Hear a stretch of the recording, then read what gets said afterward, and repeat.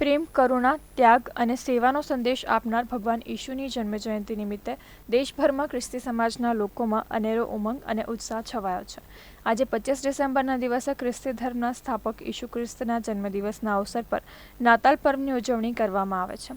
ત્યારે સુરત સહિત સમગ્ર ગુજરાતમાં તેની ભવ્ય ઉજવણી કરવામાં આવી રહી છે.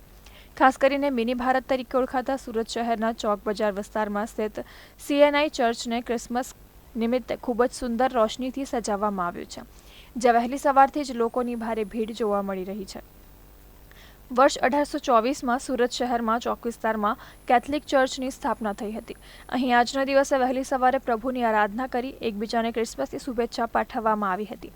એટલું જ નહીં, તારીખ 25 ડિસેમ્બર 2024થી લઈને તારીખ 1 જાન્યુઆરી 2025 સુધી ક્રિસમસ પર્વની ઉજવણીનું આયોજન કરવામાં આવ્યું છે.